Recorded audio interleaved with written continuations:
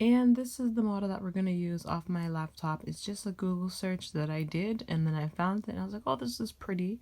She's cute, she's shopping. What more can you ask for Christmas? It's actually a pretty consumeristic approach. I could have done Jesus and the Nativity, but I'm doing portraits this month and I didn't want to do the whole scene. I just want to do one face. I don't even know if I'll do everything. I don't even know if I'll do the bags or anything. On the face, the smile, and the expression. That's the focus of today. Everything else is like bonus. This is what the sketch looks like so far. I think it's pretty good.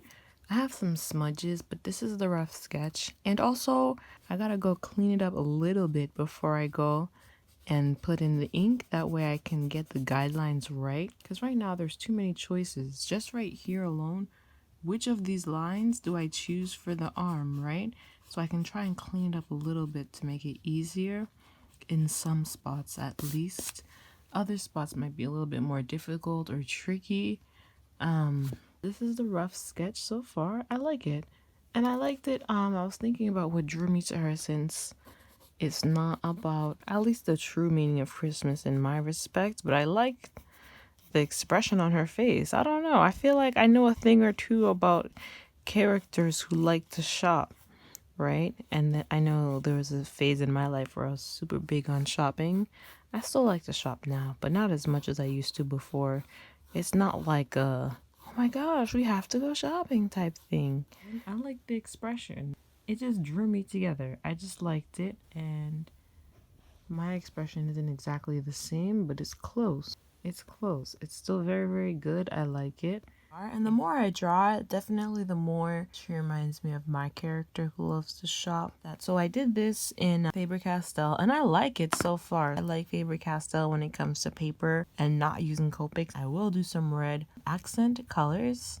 And then I have this. This is my Pentel Pocket Brush pen to emphasize the black areas. I did some touch-ups where I'm gonna go in with the Pentel Pocket Brush. That way I can have a marker. And I tried with the eyeliner. If you look closely in the model, she has some lash definition as well as eyeliner. So I tried to draw that in the picture too. And you can see I went a little bit OD overboard with the lashes, but nevertheless I'm going to go through and I'm going to add black. It's absolutely gorgeous. If I ever do black and white comics, it's because I want to be able to fill up so many spaces with this luscious black ink. I love it. It's so dark, it's so rich, pigmented. It has a little bit of sheen, just a little bit, but it's also matte. So I guess it would be like a semi-gloss because it's not full gloss, yet it's not full matte. Also, this is my binder. We're doing the scrap paper challenge. I kind of went a little bit overboard. I don't know if I can use the back of it, but yeah, this is a scrap paper challenge. This is page 1 of however many this turns out to be. But I wanted to let you know this is not in my sketchbook if you're wondering. Right now, in the process of coloring it in, I don't have a brown Staedtler, so I decided to try and do gray and just mimic the grayscale. Still gonna go with it. We are still gonna go with it because I am past the point of no return. So what I did was that I colored in one direction. So I colored the first layer like this.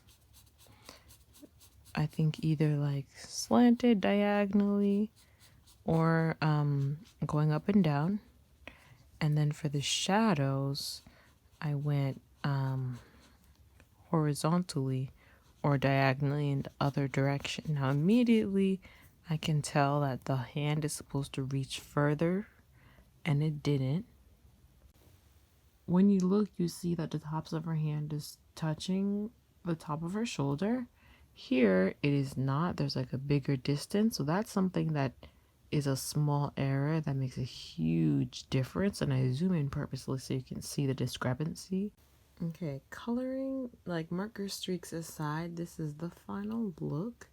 And oddly enough, she has a highlight going through the entire pupil of her eye, which is different. First, I wasn't going to put it, but then I look back at the picture, but it's actually there, and I'll show you. I don't know what she's staring at, but she has a highlight going all the way through her eye. So, that's what we have right here, and this is the final look. And this is what we have for day It's simultaneously day 55 as well as the blank paper challenge, page 1. I'm not going to do a video for every single page of this. We're just going to keep going. But for the time being, since this is the first one, might as well commemorate it. Also, I think this may end up being one-sided because of the way that the backside bled through. It bled a lot. It's going to be only one side. This is going to be a one-sided page challenge if this turns out to be the way I think it will be.